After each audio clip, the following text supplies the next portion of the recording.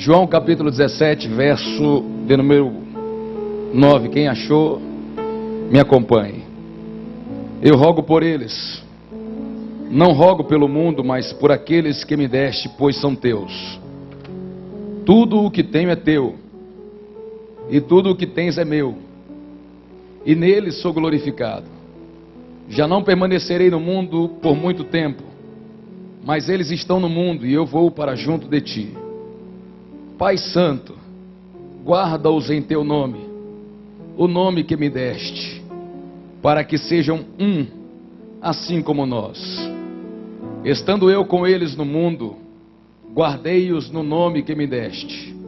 Nenhum deles se perdeu, senão o filho da perdição, para que se cumprisse a Escritura. Quantos aqui podem bendizer a Deus por sua palavra? Antes de você sentar, aperta a mão desse crente aí e diga para ele: você só sai daqui depois que Deus te abençoar. Fala aí. Graças a Deus. Tome o seu assento. Glória a Jesus. Lablas, Soreclo, Matagambanda, Labachanda, Cantarai. Um pouquinho mais baixinho. Meus irmãos, eu trouxe comigo este livro, escrito por Benjamin Iscariotes. Segundo o que o livro diz, esse cidadão é filho primogênito de um outro personagem bem conhecido chamado Judas Iscariotes. Há pouco tempo atrás, esse livro provocou uma polêmica enorme na mídia brasileira, porque, segundo ele, segundo o que está escrito nesse livro, que acabei de ler no dia de hoje, Judas Iscariotes não traiu Jesus. E além de não ter traído, foi enganado por Jesus, que não lhe fez saber que ele fazia parte de um contexto maior. De uma certa maneira, o filho de Judas Iscariotes disse que o seu pai foi a verdadeira vítima, e não Cristo, como a Bíblia fala. Existem absurdos dentro desse livro que chegam às raias do ridículo, e eu fiz questão de ler. E um dos primeiros absurdos é o nome do próprio filho de Judas, Benjamin Iscariotes. E eu fiz questão de buscar a tradução do seu nome. Benjamin significa filho de Jamim. E aí eu me pergunto, ele é filho de Jamim ou ele é filho de Judas Iscariotes? Então, esse cidadão chamado Geoffrey Arke, se é assim que se pronuncia o nome dele, quem recontou esse livro, ele foi tão ignorante que escolheu o nome errado. Não fez questão de procurar nos originais e descobri que se ele põe o nome do filho de Judas como Benjamim, ele já começava negando a verdade. Mas existem coisas nesse personagem que vão além do que a letra da Bíblia disse, e que também vão além do que esse livro quis dizer, mas que o Espírito Santo vai nos fazer compreender hoje aqui, para a glória e para a honra do seu nome. Eu quero pedir a sua atenção, eu quero pedir que você esteja atento ao que Deus quer falar, para que você não perca o que o Espírito Santo veio dizer à igreja. Amém? Glória a Deus. A polêmica em torno do nome de Judas, em torno da sua história, em torno dos seus atos, em torno da sua traição, em torno do ministério que ele tinha, não começou depois que esse livro foi escrito. Não começou depois que a mídia começou a explorar as mentiras desse livro que está do lado da minha Bíblia aqui. A polêmica em torno do nome de Judas já se arrasta pela história há mais de 1000 anos. Há mais de 1000 anos que o nome dele vem sido polemizado. Pessoas questionam o porquê dele ter traído Jesus. De onde ele tirou essa ideia maluca de vender o Filho de Deus por 30 moedas de prata. Os irmãos devem ter conhecimento, o Antigo Testamento, ele determinou o preço mínimo a ser pago por um escravo judeu. E o preço mínimo que foi amarrado para pagar por um escravo era de justamente 30 moedas de prata.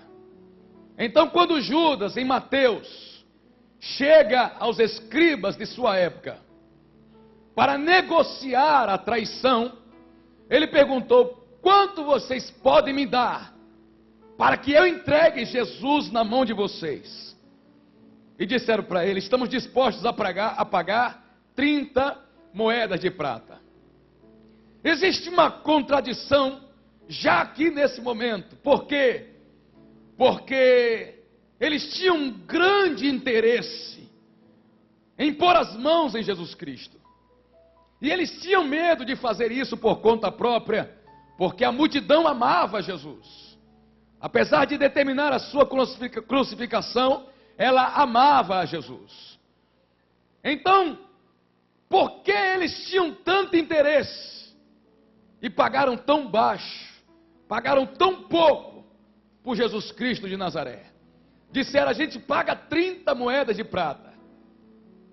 Isso já me era surpreendente, porém mais surpreendente do que isso foi ter lido na Bíblia que Judas aceitou a proposta. O homem que alimentava ele, o homem que lhe deu poder para expulsar demônios, o homem que lhe deu poder para curar enfermos, o homem que lhe deu poder para pregar a palavra, o homem que sustentou ele por 3 anos, tanto fisicamente como espiritualmente, para Judas só valia 30 moedas de prata. O preço de um escravo, o preço mínimo de um escravo. E por esse preço ele entregou Jesus Cristo nas mãos dos seus algozes, depois que lhe deu um beijo na face. E então começa o martírio de Jesus. Ele é levado à crucificação, ele morre, ele é sepultado, mas no domingo de manhã, ele tirou a pedra da frente do sepulcro e disse: é-me dado todo o poder nos céus e na terra. Oh glória! Quem aqui sente a presença de Jesus? Levante a mão para o céu, abra sua boca e glorifique a Deus. Aleluia! Desde os tempos do meu seminário, que eu venho estudando bastante sobre Judas, porque no meu manual de teologia sistemática existe um comentário que diz assim: Judas é o personagem bíblico mais polêmico, de perfil mais contraditório, porque existem atitudes de Judas que, se não fosse o fato da sua traição, o colocaria entre os principais apóstolos que Jesus Cristo ergueu aqui na terra. Uma das coisas que ele fez ser destacado dos outros é que ele foi consagrado ao posto de tesoureiro do ministério de Jesus Cristo. Ele era encarregado de guardar as ofertas, contabilizar, dividir entre as viúvas, comprar sustento, comprar alimento para os discípulos. Toda a confiança que Cristo podia dar a ele foi dado na sua mão. E ele jogou tudo isso fora em troca de 30 moedas de prata. Eu queria tentar entender, e o meu esforço aqui hoje é para isso. Por que é que Judas traiu Jesus? O que foi que Jesus fez com ele? De onde ele tirou essa ideia de negar a Jesus Cristo, de vendê-lo, de traí-lo? O que será que Jesus Cristo fez? Em que momento do ministério de Jesus, Judas achou que ele não era digno da sua lealdade, que ele não era digno do seu amor, que ele não era digno da sua fidelidade, e começou a arquitetar a sua traição? Se você for analisar as coisas que Jesus Cristo fez em favor da vida de Judas, você vai perceber que não há uma única atitude de Jesus Cristo de Nazaré que aponte para uma condenação deste homem. Pelo contrário, as portas do coração de Jesus Cristo sempre estiveram abertas para ele. Você percebe, enquanto lê o Novo Testamento, que todos os discípulos que foram elevados à categoria de apóstolos têm a sua chamada registrada na Bíblia. Pedro estava pescando quando foi chamado. André, da mesma forma. Tiago e João estavam seguindo João Batista, quando abandonaram o pregador do deserto para seguir o pregador da Galileia. Filipe viu Jesus pregando e se apaixonou pela sua pregação. Foi aonde estava Natanael e disse: encontrei aquele cujas escrituras dizem que viria, Jesus de Nazaré, venha e veja. Todos eles têm a sua aproximação registrada. Levi ou Mateus, como você preferir, ele estava cobrando impostos. Quando Jesus Cristo diz: larga tudo isso aí, venha e me siga. Mateus largou tudo e andou atrás de Jesus Cristo. Porém, não há registro na Bíblia de como Judas apareceu. Não se diz onde foi que Judas estava quando Cristo o chamou para ser discípulo. Existe um livro chamado 12 Homens e uma Missão, que eu quero recomendar aos irmãos. Neste livro, o escritor chamado Barros de Aramis fala um pouco da história de Judas. E dizem que ele era um dos líderes zelotes da época de Jesus Cristo. Ele era uma espécie de guerrilheiro. E por ser guerrilheiro, ele gostou da fama de Cristo. Ele viu que Jesus Cristo tinha a porta aberta no coração de muita gente. E por esta razão, ele se aproximou de Jesus e pediu para ser recebido. Interessante. Todos, pastor Melquisedeque, foram chamados. Judas se ofereceu. Numa observação humana, a gente daria um crédito maior para Judas. A gente diria: olha, ele não precisou ser chamado, ele não precisou ser exortado, ele mesmo pediu um abrigo embaixo da sombra de Cristo. Houve um dia em que Jesus estava pregando, Judas se aproximou e disse: Senhor, eu queria andar contigo, posso te seguir? Há espaço para mim aí? A Bíblia não registra isso, mas Barros de Aramis diz que ele então passou a andar com Jesus Cristo de Nazaré. É bem verdade que lá em Marcos capítulo 3, Jesus Cristo começa a selecionar no meio da multidão 12 homens para fazerem parte do seu apostolado. E no meio dessa seleção ele aponta para Judas. Irmão Jean, ele deve ter se enganado. Ele não chamou Judas. Ele apontou para a pessoa errada. Foi isso que aconteceu? Não sei. Eu sei que Jesus Cristo escolheu ele para ser promovido a apóstolo. Diga para o seu irmão: foi Jesus quem o promoveu. Diga para ele aí: foi Jesus quem o promoveu. Elevado à categoria de apóstolo, elevado à categoria de príncipe do ministério de Jesus Cristo, Judas ainda se destaca e se torna o administrador de todas as finanças daquele ministério.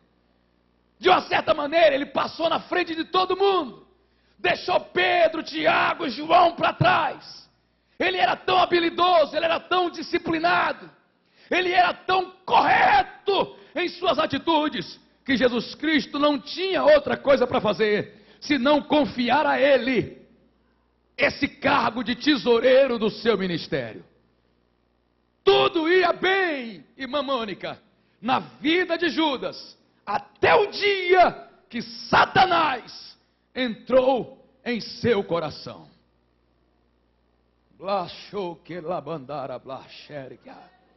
Quando o diabo entrou no coração de Judas, tudo começou a andar para trás. Primeira coisa, virou ladrão, avarento, invejoso, soberbo. Várias qualificações depreciativas começaram a ser agregadas ao perfil de Judas, até que ele se tornou o maior símbolo de traição da história. O nome Judas significa louvor. É um nome comum da Galileia, é um nome comum de Jerusalém. Muitos pais chamavam seus filhos de Judas. Inclusive Maria e José. Quando nasceu o seu terceiro ou quarto filho, olhou para ele e disse: meu filho, teu nome será Judas. O teu nome será louvor a Deus. E foi esse Judas que escreveu a última carta que está escrita antes do Apocalipse. Então era um nome abençoado. Mas quantos que estão dentro deste santuário hoje têm o nome de Judas?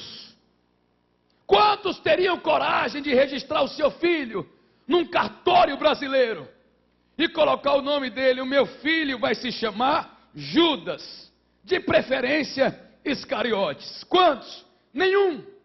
Por causa da sua traição, Judas amaldiçoou o seu nome por toda a eternidade.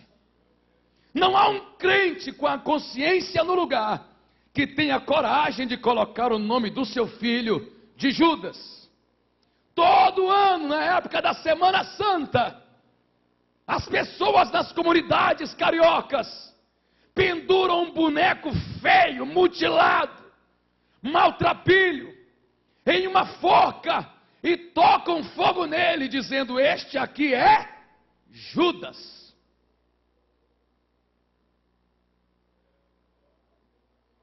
Que atitude!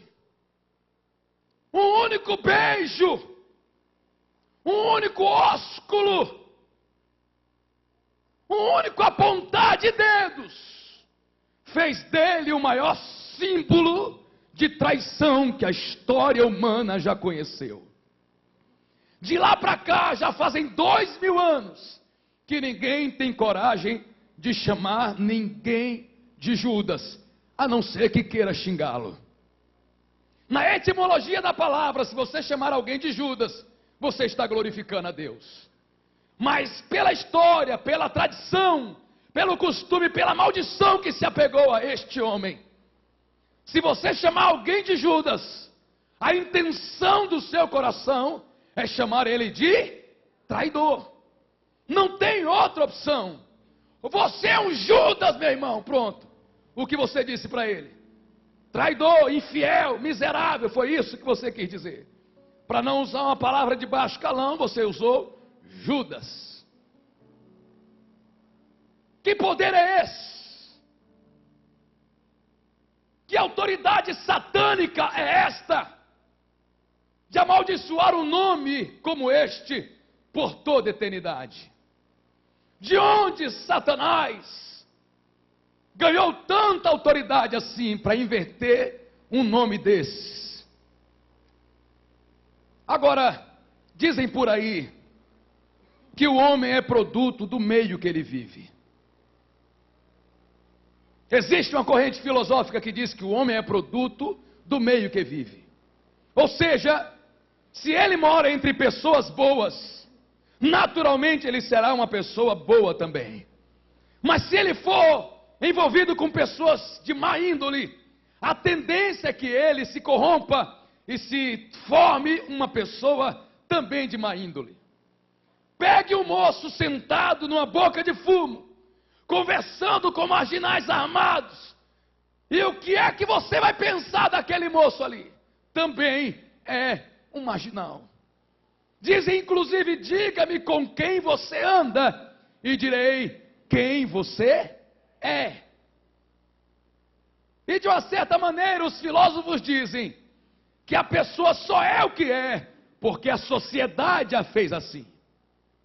Em um certo sentido, isso parece ser verdade, porque geralmente os filhos de crente, pela própria Bíblia, se tornarão o que no futuro? Crentes. Ensina o menino no caminho em que deve andar, porque até quando ele crescer, não se desviará dele. Uma pessoa criada na bruxaria, criada na macumbaria, qual é a tendência natural desta pessoa? Também se tornar um bruxo, um macumbeiro, um feiticeiro. Se Deus não entrar com providência na vida daquela pessoa, ela se perde no pecado dos seus pais. Agora eu venho perguntar a esta igreja aqui, se isto for verdade, se Judas é fruto do que disse o filho dele, se ele é fruto de um sistema que lhe cercava, se ele é fruto de algo que já estava preparado para ele, que culpa tem Judas em ter traído Jesus Cristo? Judas era filho de um homem chamado Simão. Ele foi criado em Jerusalém, foi criado ali mesmo.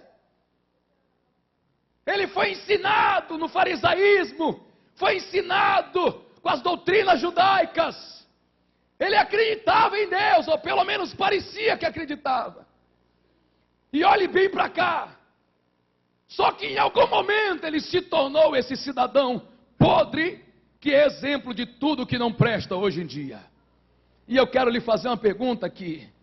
Se você estivesse no lugar dele, se você fosse filho do mesmo pai que ele tinha, se você fosse criado na mesma família que ele foi criado, se você recebesse os mesmos ensinamentos que ele recebeu, você faria o que ele fez? Você trairia a Jesus como ele traiu? Pergunta isso para o seu irmão. Se você fosse Judas, o que você faria? Pergunta para ele aí. Ablante calachore blandarábia. Darablante comandarabla choregonte carablandarábia. Oh glória, pergunta para ele. Neraia chore cantarabanaia. O que você faria se estivesse no lugar de Judas Iscariotes? Irmão Jean, eu não seria quem ele foi. Eu não faria o que ele fez.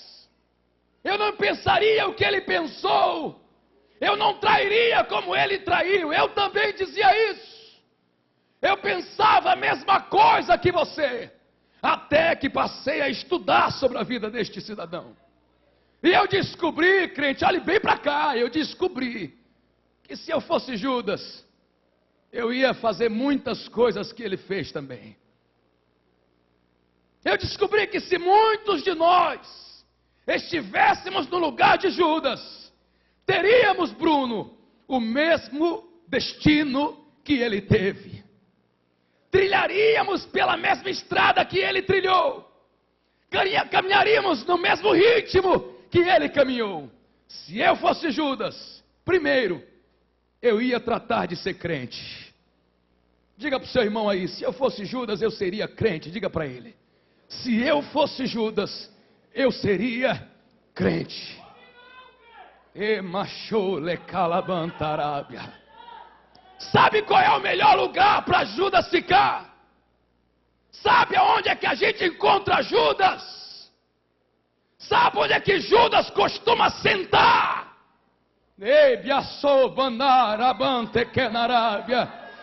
Do lado dos crentes fiéis. Minha choregante manará cantarábia. Se Judas estivesse vivo, ele não perderia essa vigília. Ele estaria sentado do teu lado aí. Minha chonde cantarabanaia quenarábia. Porque não há lugar melhor para Judas se esconder, senão no meio do povo de Deus.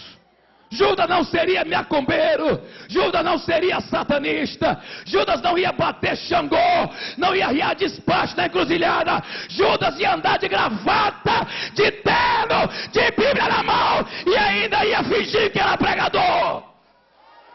Ei, a choregonte manaramanaia. Se ele fosse Judas, ele estaria aqui entre nós hoje. Tablachore contarábia. Porque para fazer o que ele fez, ele primeiro tinha que ser crente. Porque ninguém é traído pelos seus inimigos. Ninguém é traído pelos seus adversários. Você só pode ser traído por alguém que hoje tem liberdade para te abraçar. Você só pode ser traído por alguém que diz que é teu amigo. Você só pode ser traído por alguém que diz que te ama. Você só pode ser traído por alguém que diz que admira você e que não abre mão da sua amizade. Ah, machandereba cantaramanaia. Eu vou lhe provar que Judas era crente. João capítulo 6, verso 40, 41 em diante. Jesus Cristo começa a pregar uma mensagem, dizendo assim: a minha carne é verdadeira comida, o meu sangue é verdadeira bebida. Quem não comer da minha carne e não beber do meu sangue, não tem parte comigo. Quando ele começou a pregar isso, o povo disse: dura é esta palavra. E todo mundo começou a se desviar. Daqui a pouco só sobraram 12 pessoas na frente de Jesus Cristo de Nazaré. E na conclusão da sua pregação, no fechamento da sua mensagem, João 6,66, João 6,66, a pior pregação que Cristo já fez em seu ministério. Ele olha para os seus discípulos e pergunta: e aí, vocês não vão embora também não? Os 12 ficaram plantados, não abandonaram Jesus. Eu imagino um olhando para o outro e disse: e aí, o que a gente responde para ele? Pedro disse: deixa que eu falo. Senhor, para onde nós? Para onde eu, Tiago, João, Judas, para onde iremos nós, se só tu tens a palavra da vida eterna? Levante a tua mão aí, abra sua boca e glorifica a Deus. Hoje a máscara vai cair.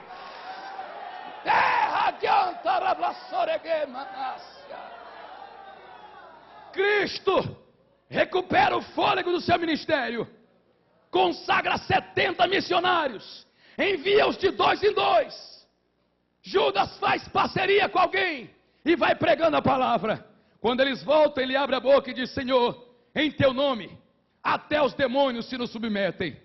Aí Jesus Cristo, inocente não, mas verdadeiro, olhou para eles e disse: alegrem-se antes, porque os seus nomes estão escritos no livro da vida. Se Judas não fosse crente, Jesus Cristo ia dizer assim: o nome de vocês, tirando de Judas, está escrito lá. Mas ele disse: pode se alegrar também, Judas, porque por enquanto teu nome ainda está escrito no livro da vida. Oh glória, diga para o seu irmão: Judas está disfarçado de crente por aqui. Diga para ele aí: Judas está disfarçado de crente por aqui. Oh glória, mas Cristo vai arrancar a máscara. Quem acredita no poder de Deus, levante a mão, levanta, abre a boca e glorifique Ele.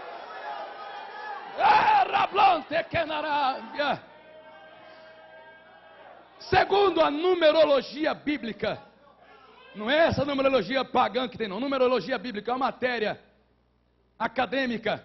Dizem que o número da confirmação é 3, então deixa eu lhe dar um outro exemplo de que Judas era crente. Um moço rico chegou perto de Jesus em Mateus capítulo 19 e disse: bom mestre, que farei para herdar a vida eterna? Jesus Cristo disse a ele: venda o que você tem, depois venha e me siga. O moço resolveu baixar a cabeça e dar as costas para Jesus entristecido. Nessa hora, Jesus Cristo abre a boca e disse: em verdade vos digo, que é mais fácil passar um camelo pelo buraco de uma agulha, do que um rico entrar no reino dos céus. Pedro ficou escandalizado, porque naquela época todo mundo pensava que rico era sinal de prosperidade. Parece que esse veneno entrou no nosso meio hoje de novo. Naquela época tinha essa impressão. Aí Jesus disse: Senhor, se um rico não entra, quem é que pode entrar então? Por favor, diga para nós aí. Nós deixamos tudo para te seguir. Nós quem? Os 12, contando também com Judas Iscariotes. Nós deixamos tudo. Jesus Cristo levantou a mão e disse: eu profetizo sobre a vida de vocês. Em verdade vos digo, que todo aquele que deixou pai, mãe, casa, riquezas, por amor de mim e do meu evangelho, receberá ainda nessa vida 100 vezes mais, e no porvir ainda terá a vida eterna. Judas, estou contando contigo lá no céu. Foi esta a palavra que Jesus Cristo deu. Eita glória! Então, para concluir essa parte, olhe para o crente que está do seu lado e diga para ele: Jesus ainda quer Judas no céu. Diga para ele aí: Jesus ainda quer os Judas que estão aqui no céu. Se tem algum Judas me escutando aqui hoje, a porta está aberta, meu filho. Não deixa de passar por ela. Dê um brado de glória a esse Deus. Agora tem um problema. E é bom que a gente esteja numa vigília de crente pentecostal. E que problema é esse, irmão Jean?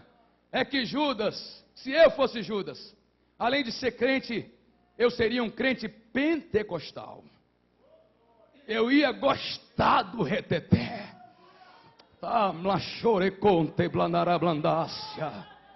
Ô glória, diga para o seu irmão, Judas gostava de fogo, diga para ele aí.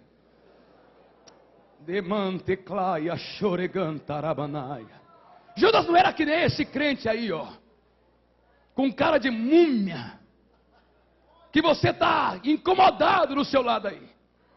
Esse crente gelado, esse crente frio, esse crente que mais parece um iceberg, esse crente que parece que costuraram a boca dele, que nem costura a boca de sapo. Judas era o crente do reteté. Por que, irmão Jean? Porque primeiro, Judas gostava de milagre. E crente que não gosta do fogo é crente que não crê em milagre. Onde é que você me prova isso? É fácil. Eu já contei que Jesus deu poder.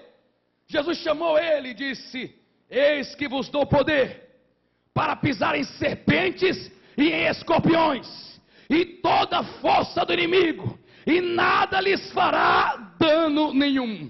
Ide pelas aldeias de Jerusalém, pregando e dizendo: é chegado o reino de Deus. E disse Cristo para Judas: curai os enfermos, limpai os leprosos, ressuscitai os mortos, de graça recebei, de graça dai. Ai, a xeragante manarabia. E Judas saiu de casa em casa. E na casa onde Judas chegava, ele entrava por uma porta e Satanás era obrigado a sair pela outra. Ele levantava a mão, irmã, e a enfermidade desaparecia. Ele voltou chutando o céu, chutando o vento, pulando, dando um murro para o alto e dizendo: Senhor, eu gostei desse negócio, em teu nome até os demônios se submetem a nós.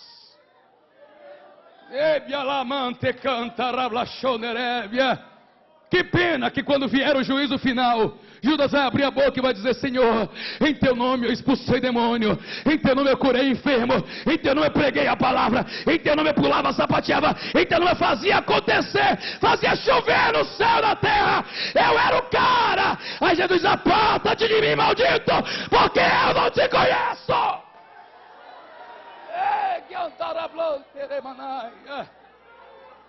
Agora, sinceramente, esse crente aí com cara de sono do teu lado,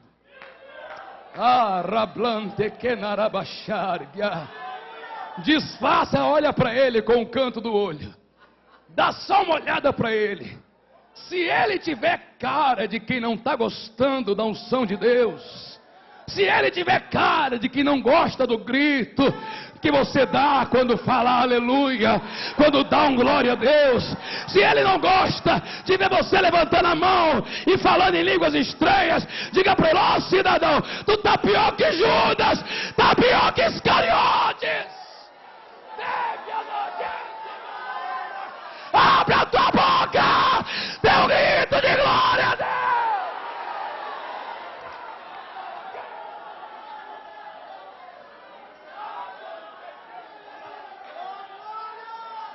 Oh glória, aleluia. Me ajude a pregar, irmãos. Eu sinto um peso na mantequena arábia. Me põe debaixo da tua sombra, Jesus. Me ajude a pregar. Olhe para este irmão aí E diga para ele, se não quiser perder para Judas, acho bom começar da glória. Diga para ele aí, se não quiser perder para Judas, acho bom começar da glória. Eita glória, eita glória. Quem está querendo receber poder aqui? Poder verdadeiro, poder que permanece, poder do alto, Senhor, manda, manda, manda, manda, manda, manda. Receba a autoridade verdadeira. Receba a glória do Senhor. Eu quero fogo do céu, Senhor. Fogo do céu.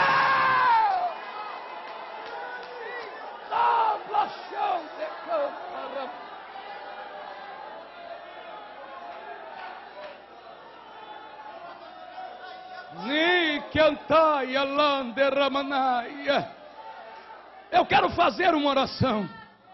Abra sua mão assim, em nome de Jesus. O Cristo que deu poder aos 70, está aqui. Eita glória, eu sinto a cobertura do sangue dele sobre a minha vida. Ele está aqui. E se ele teve poder para encher 70 homens de autoridade celestial, tem poder para embriagar essa igreja agora. Oh glória, Jesus, quero falar contigo, na manteconda rablachonerebia, no meio desta pregação, quero falar contigo. Ai, Axanequenarábia, que tu estás aqui, eu já sou testemunha disso. Que tu tens poder para encher crente de autoridade. A tua palavra já me assegura isso. Agora, se o Senhor quer fazer, dá um sinal para esse pregador aqui. Dê um sinal e coloque na mão de cada crente que é melhor do que Judas. De cada crente que não vai perder para aquele fraco e covarde traidor. Coloca na palma da mão desse crente uma labareda da tua glória. Receba, crente, receba.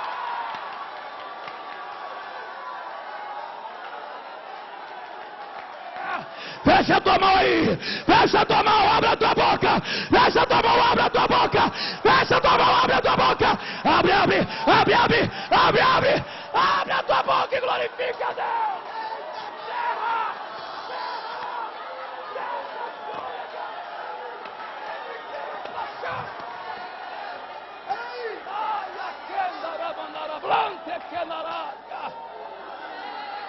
Eita glória!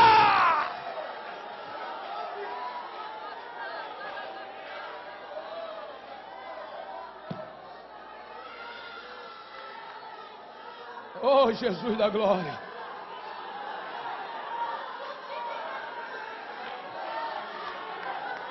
Eita glória! Tá plantou candarabla xandaraia. Olha, crente, olha para cá. Olha para cá. Segura aí, olha para cá. É Deus quem está aqui, então fica tranquilo, olha para cá. Jesus Cristo cruzou o mar da Galileia e pôs os pés nas areias da cidade de Gadara. Escute, lá no sepulcro, diz a Bíblia, lá no sepulcro tinha um endemoniado, tomado, possuído por uma legião de demônios. Sabe quantos demônios possui dentro de uma legião? Mais de 6.000 demônios. Dentro de um único corpo, dentro de uma única carcaça de homem, tinha mais de 6.000 demônios fazendo morada lá dentro. Jesus Cristo chegou na areia, na beira da praia, no cais do porto, lá no sepulcro. Quantos quilômetros, irmão Jean? Não sei. Chute qualquer coisa que você quiser. Mas lá no sepulcro, os demônios sentiram que a esfera espiritual havia mudado. Isso me admira, porque tem crente que consegue entrar numa vigília dessa e sair sem ter a certeza que Jesus está no arraial. Quando Cristo chegou em Gadara, lá no cemitério, os demônios disseram: tem alguém diferente aqui neste lugar.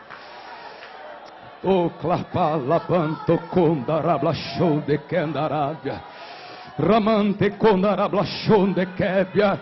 E eles foram até uma posição em direção àquela unção, àquela carga de glória que emanava do cais. E diz a Bíblia que eles avistaram Jesus. Sinceramente, se eu fosse qualquer um daqueles demônios, quando eu pusesse os olhos em Jesus, eu corria para o outro lado. Eu batia em retirada. Mas por incrível que pareça, quando os demônios viram Jesus, correram ao seu encontro. Por quê, irmã Mônica? Não sei. Talvez eles começaram a discutir um com o outro dentro do corpo daquele moço, dizendo: não adianta correr, porque se a gente subir no céu, ele está lá. Se a gente fizer a cama no abismo, ele encontra a gente. Não dá para fugir dos olhos desse Deus. Labante cantarabanaia. Não dá para escapar da mão do Todo-Poderoso. Aleluia. E aquele demônio sabia coisa que alguns crentes não sabem. Eles podiam dizer um para o outro assim: o melhor lugar que tem para a gente é nos pés do Nazareno. Levante a tua mão e glorifique a Deus. Eita glória. E para piorar, para escandalizar ainda mais, quando eles chegaram perto de Jesus, Lucas diz que eles adoraram a Deus. Você sabia disso? Diga para o seu irmão: os demônios deram glória a Jesus. Diga para ele aí. Está escrito na Bíblia: deram glória para Jesus. E aí, irmã Regiane? Deram glória para Jesus. Aí você me diz assim: e por que eles deram? Foi fingimento. É lógico que foi fingimento. Vontade de dar glória eles não tinham. Vontade de adorar, eu não tenho medo de errar, eles não tinham. Mas por que é que eles deram glória mesmo sem querer? Porque Cristo merece toda a glória. Independente de querer ou não, eles disseram: temos que dar glória, porque Ele é o Rei da glória, o Senhor da glória. Eita, aí você se acha o bam e diz assim: eu não estou dando glória porque não estou sentindo vontade ainda. Se eu tiver vontade eu dou. Mas você não está aqui para dar glória se sentir vontade. Você está aqui para dar glória porque Ele merece glória. É quem acha que Ele merece. Quem acha que Ele merece. Quem acha que Ele merece. Quem acha que Ele merece. Quem acha. Abre a boca. Dê um grito de glória. Dê. Eu quero ouvir. Deixa filmar. Filma.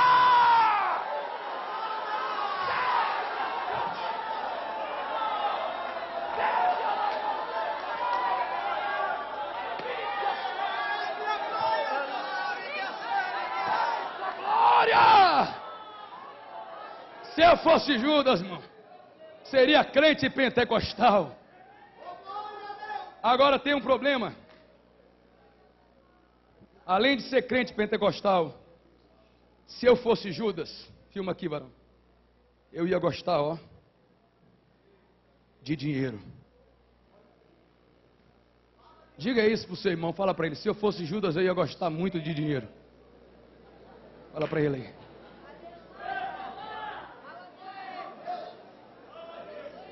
Jesus ressuscitou Lázaro no capítulo 11 de João. No capítulo 12, Lázaro mandou um recado para Jesus e disse: Senhor, estamos fazendo um culto em ações de graça aqui pela minha ressurreição. O senhor pode vir? Posso, estarei aí, conta comigo. Quando Cristo entrou na casa de Lázaro, Maria veio por trás dele e derramou um vaso perfumado, um vaso precioso de perfume. Quando Judas viu aquilo, disse: que desperdício! Com esse perfume aí a gente venderia, arrumaria 300 denários, quase que um salário de ano inteiro, e daria para os pobres.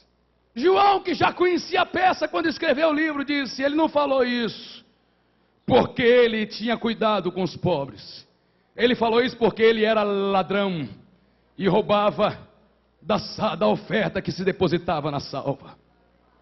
Me permita ser sincero aqui nesta noite.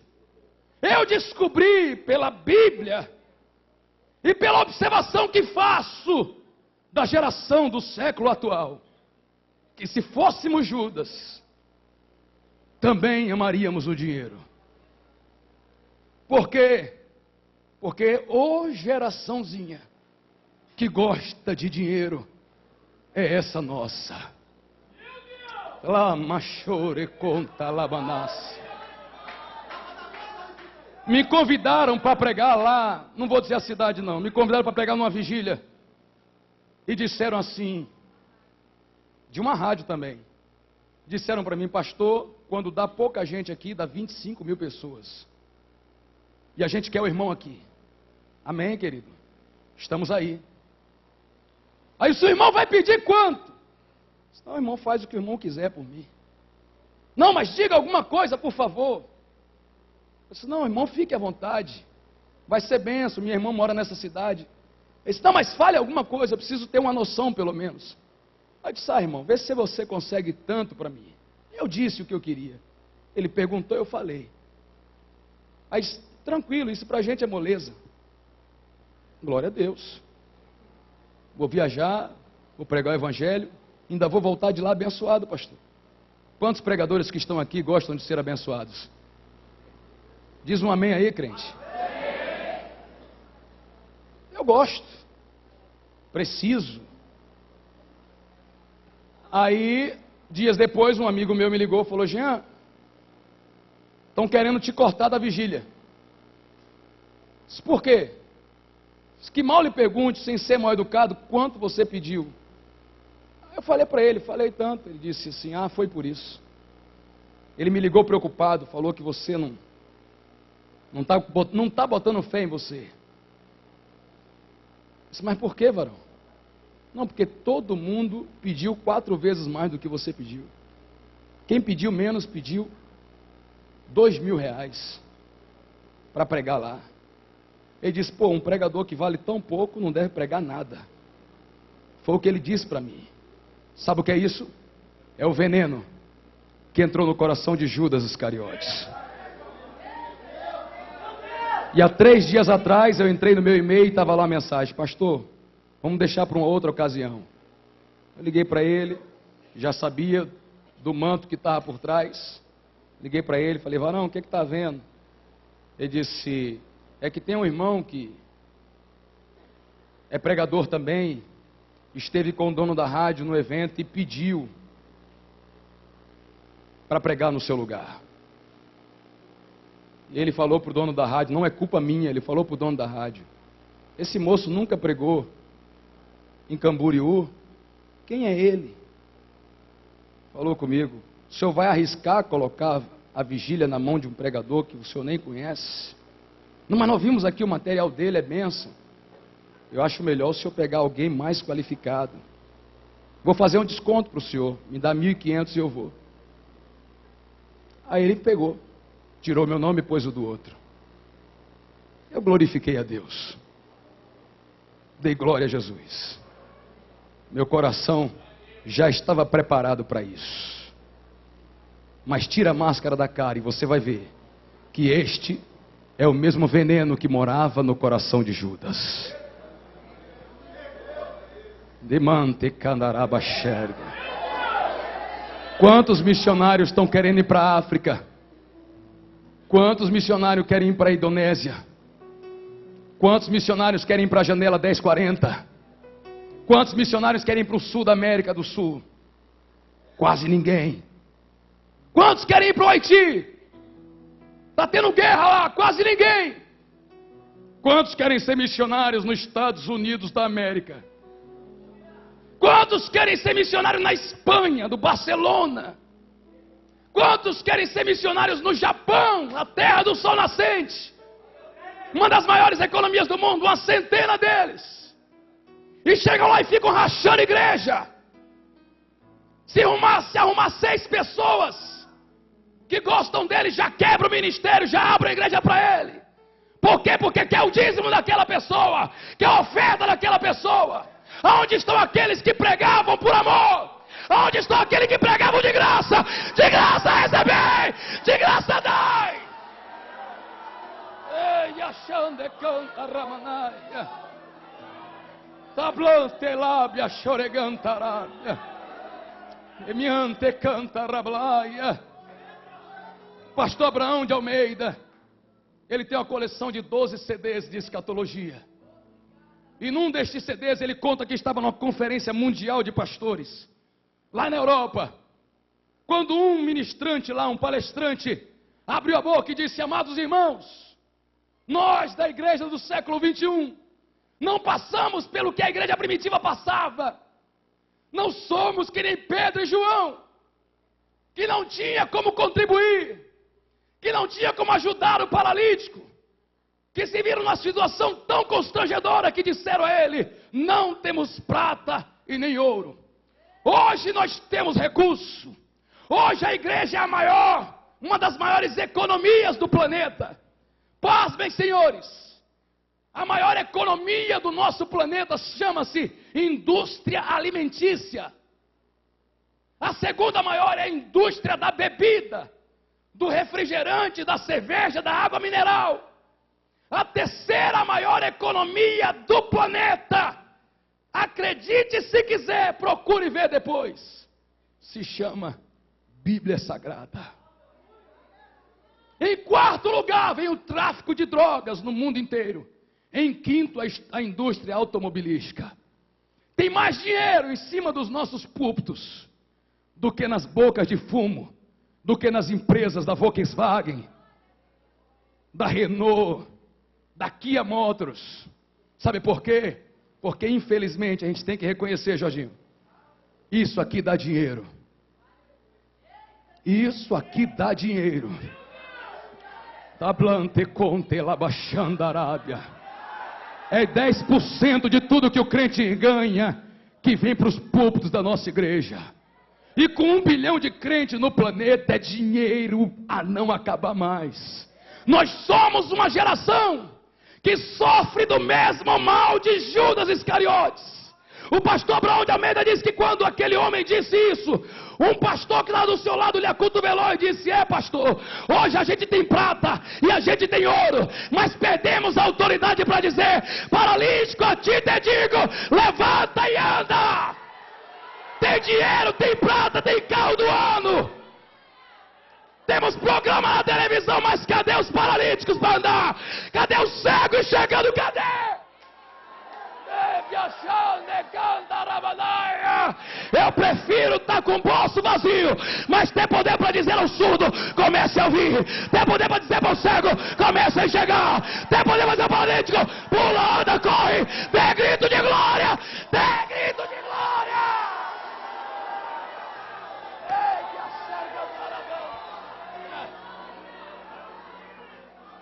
Eu não estou dizendo para você ser infiel no seu dízimo, na sua oferta. Seja fiel. Os infiéis responderão pela infidelidade dele. Mas você seja fiel. Honre e alimente quem te prega a palavra, diz a Bíblia.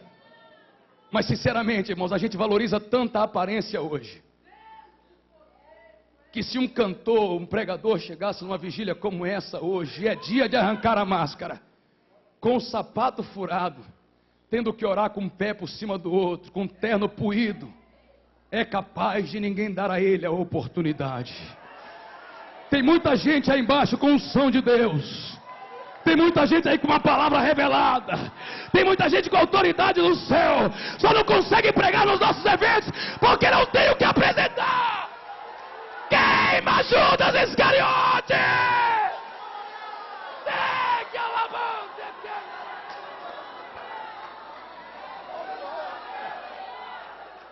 Aleluia!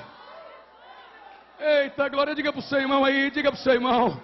Fala para ele assim: é hora de não julgar pela aparência. Diga para ele aí: oh glória, é hora de não julgar pela aparência, de dar a honra a quem tem honra.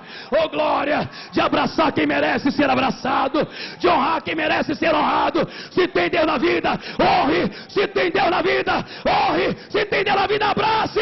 Mas se não tem, diga: pata de mim, Satanás. Eita, lante conde la baixandarai. Durian que nábia, soregante que narábia.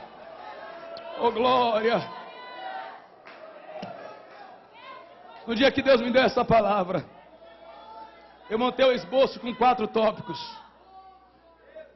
Primeiro tópico: se eu fosse Judas, eu seria crente. Segundo, eu seria pentecostal. Terceiro, eu seria amante do dinheiro. Mas em quarto lugar, eu escrevi na época: se eu fosse Judas, eu não beijaria Jesus. Eu disse isso. Mas o Espírito Santo de Deus falou: risca, porque você também beijaria. E eu disse para Jesus: não beijaria não. Eu admito que gosto de dinheiro, de roupa bonita, de carro do ano, eu admito tudo isso. Mas coragem de beijar Jesus, eu não teria. Jesus Cristo falou para mim: quantos acreditam que Ele fala? Ele falou para mim: troque o seu esboço, porque se você fosse Judas, você também me beijaria. Quando Judas beijou Jesus, ele usou uma senha. O servo de Deus já foi militar e ele sabe o que eu vou dizer aqui. Era uma senha. Com o beijo que ele deu, ele estava mandando um recado para quem vinha atrás dele. Jesus Cristo era famoso, era, mas a foto dele não aparecia em cartaz como está a minha. Ele era famoso, era, mas não tinha programa na televisão para todo mundo saber a cor dos olhos. Ele era famoso, era, mas não andava estampado em outdoor. E para piorar a situação, tinha sempre uma multidão cercando ele. Então os que conseguiam ver a cor do seu rosto eram poucos. Ver a característica da sua face era pouca gente. Então, apesar do ódio que as pessoas tinham por ele, não sabiam dizer qual daqueles barbudos era Jesus. Eles não tinham convicção de quem ele era. Então eles precisavam de alguém que já viu ele assim, ó, face a face. Precisavam de alguém que andava perto dele para dizer quem ele era. E aí Judas poderia ter chegado no jardim de Getsêmani e dizer assim aos algozes: é aquele dali, ó. Pode prender e crucificar, porque é ele. Ele já não estava traindo, bastava apontar o dedo. Só que Judas, quando beijou Jesus, apesar de estar traindo de fato o Senhor, ele queria dar a impressão que não estava fazendo aquilo. Ele disse: só aquele que eu beijar, prendei, porque é ele. E na escuridão ele passou e olhou para um e disse: Pai do Senhor, Pedro. Ô João, Pai do Senhor. Foi olhando, quando ele chegou perto de Jesus, ele disse: com esse, o cumprimento é outro. Chegou perto do rosto e deu um beijo. Para os inimigos ele disse: é este o homem. Para Jesus ele quis dizer: Senhor, estou contigo ainda, tá? Eu ainda estou do teu lado. Você quer saber quando é que o crente beija Jesus? Quando ele está no pecado e quer dar a impressão de que não está. Ei, gachon que andalabantarabanasia. Nemiante caia labandarachore. Você quer saber quando é que o crente está em pecado? Quando ele sobe com o microfone na mão e rodopia e prega e quer impressionar você e depois vai se prostituir outra vez. Não, crente que beija Jesus é aquele que você dá a paz do Senhor para ele. E aí, varão, tudo bem? Tudo bem com a carteira de cigarro escondido no bolso. Crente que beija Jesus é aquele que tem a língua maior que uma carreta, fala de todo mundo e ainda vem da glória a Deus aqui dentro. Para de beijar o Nazareno!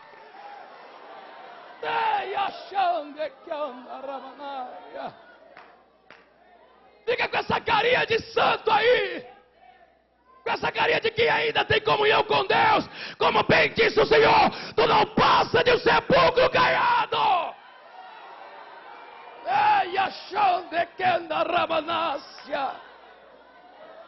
Se Jesus não tivesse dito o que disse, ninguém saberia que ele tinha traído. Até hoje ele seria um dos 12.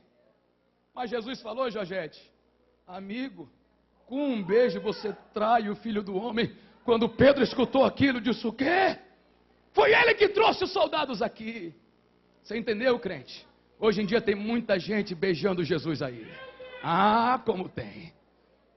Dando cantada na filha do irmão que hospeda ele. E de noite mandando o povo da glória. Não. Amante condarablação de québia. Adulterando pelo MSN, adulterando pelo Orkut, se prostituindo no YouTube, e depois quer dizer que é santo, que tem comunhão com Deus. Você pode enganar até os hackers da internet, mas tu não vai enganar aquele que tem olhos como chão.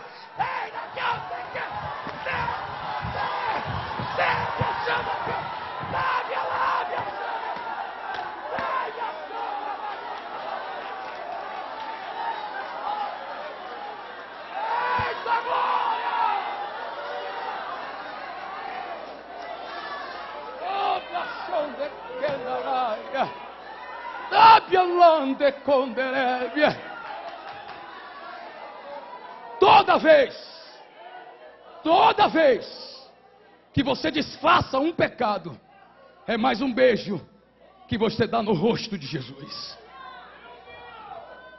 Seja qual for o teu pecado, toda vez que você disfarça ele, você dá um beijo no rosto de Jesus. Mas quem ainda aguenta ouvir a Bíblia aqui, diga glória a Deus. Aquele que encobre a transgressão nunca irá prosperar. Mas levante a mão, levante. Quem confessa e deixa, tu vai agarrar quando eu terminar de falar. Vai agarrar a vitória aí. Quem confessa e deixa, alcança a misericórdia.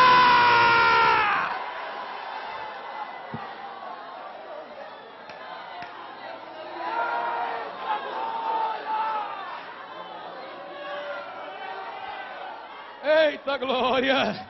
Se for o seu caso, e você está comigo nesta palavra, olhe para esse crente e diga: já beijei Jesus, mas creio na sua misericórdia.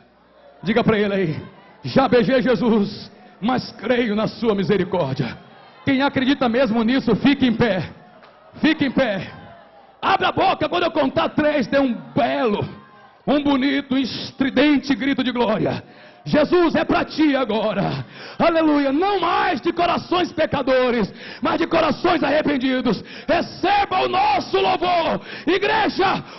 1, 2, 3, grita, glória a Deus.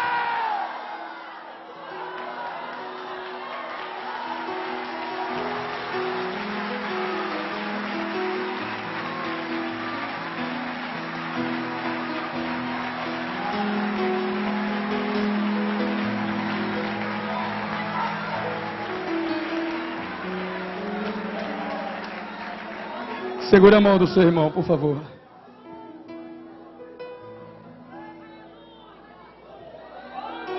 Dê a mão para ele. Pode fechar o corredor aí, não deixa ninguém sem segurar. O quanto falo eu contigo nesse lugar, meu servo, meu ungido. Digo assim, tem uma grande obra contigo nessa terra. Vou eu te exaltar porque conheço a sinceridade do teu coração. Veja tu, homem, essa grande surpresa que vou eu te fazer. Senhor, como tu tem pagado o preço para fazer a minha obra e pregar a minha palavra com labachai, com liberdade, com verdade. E digo, sou o Senhor que entro com grandes sinais na tua vida. Vou eu te mostrar que sou Deus na tua vida. Vou eu te dar do bom e do melhor nessa terra, porque conheço o teu coração, como tu não é apegado às coisas dessa terra. E digo assim, veja tu, como jogo por terra esta falsidade desse adversário que tem se levantado contra ti. E digo assim, veja tu, dentro de poucos dias te farei uma grande surpresa que vai alegrar o teu coração. Veja tu, homem, esse envelope que colocarei nas tuas mãos. E digo, te vigiarei, alabachai, vigiarei contigo em muitos lugares. Tu pisarás em muitas terras, em muitos países, para pregar minha palavra. E digo assim, homem, visita um dos teus cesseu na tua família. Fez uma sepultura no meio Oh, do céu. glória! Entro com providência e digo a esse homem: foi um entrar com resposta. Tu tem me clamado pelas caladas e chorado nos meus pés. E te digo: tem me agradado quando tu desce diante de mim. Continua nesse propósito, porque tu verás que eu sou Deus nesta terra, na tua vida. Continua assim, avança tu, continua pregando a minha palavra aonde eu te mandar, porque eu, Senhor, vou eu te fazer a resposta chegar, que tu está precisando, algo tu precisa botar em dia e pagar. Vou eu entrar nessa dívida, vou pagar para ti e vou te dar a vitória. Recebe essa palavra e meu Pai, todo Deus.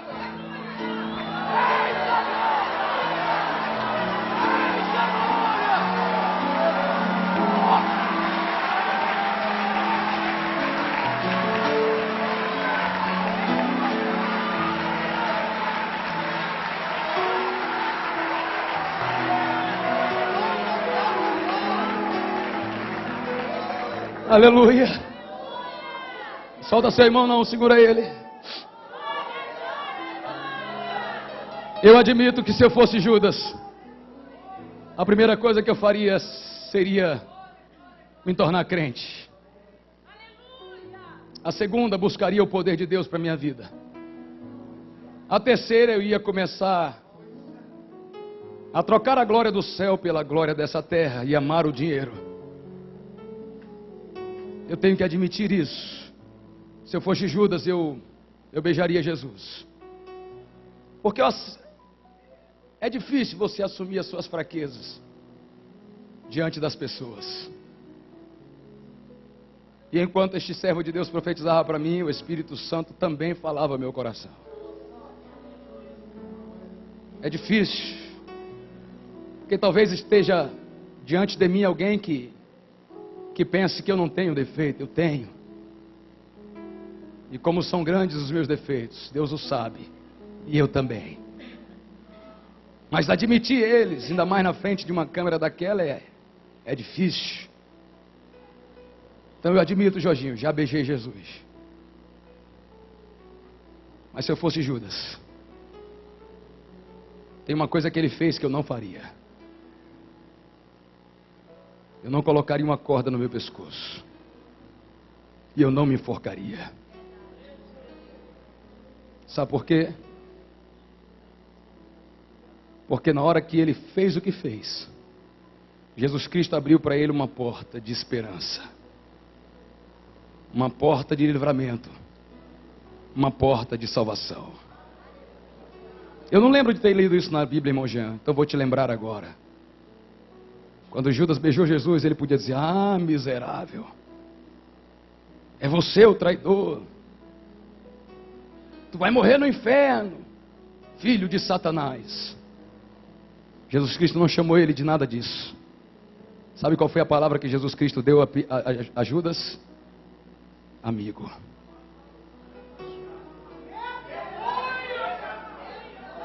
Eu sei o que você está fazendo, mas você ainda é o meu amigo.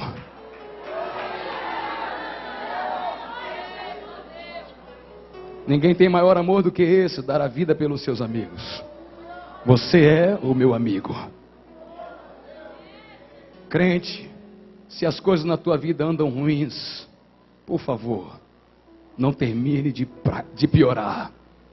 Não estrague ainda mais as coisas. Não volte para casa com este sentimento de suicídio. Não volte para casa com essa vontade de entregar o ministério. Não volte para casa com essa vontade de parar de pregar. Não volte para casa com essa vontade de entregar o ministério do cântico. Não. Não ponha corda no teu pescoço. Pedro também negou Jesus Cristo. Pedro também beijou, disse: eu não conheço esse homem. Ele fez a mesma coisa, ainda repetiu 3 vezes.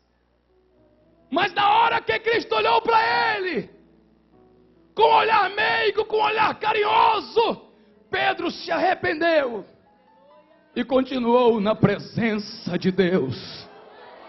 Deu um soco no nariz de Satanás e disse: você me trouxe até aqui, você estragou comigo até aqui, você me fez negar por 3 vezes o meu Senhor. Ele ainda me avisou e tu me enganou. mas a minha vida eu não vou tirar, porque Ele ainda é o meu amigo. Oh glória, lante conde plachon de quebia. Oh glória. Se as águas dessa vida, se as águas do mar da vida, se as quiserem,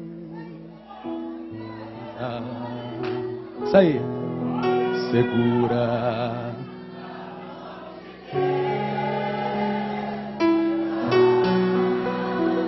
Oh glória. Quem sabe cantar ela toda aqui? Sabe cantar? Pega aqui.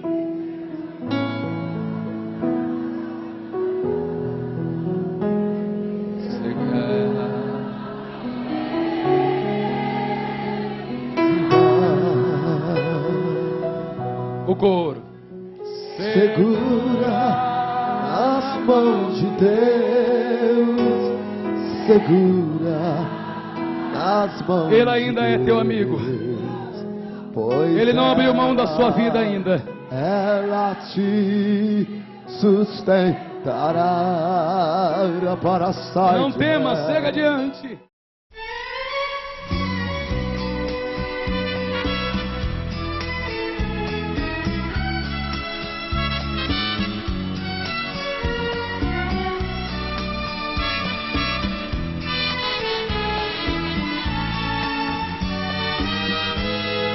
Eu estava preocupado com as lutas aumentando, sem saber o que fazer. E o tempo ia passando, a tristeza aumentando, eu marcado pra morrer. Os problemas eram tantos, eu estava me fracassando. Que devo fazer agora? Então eu clamei a Deus, vitória Jesus me deu, recebi vitória, recebi vitória, recebi vitória, e a tristeza foi sair, minha oração subindo, recebi vitória.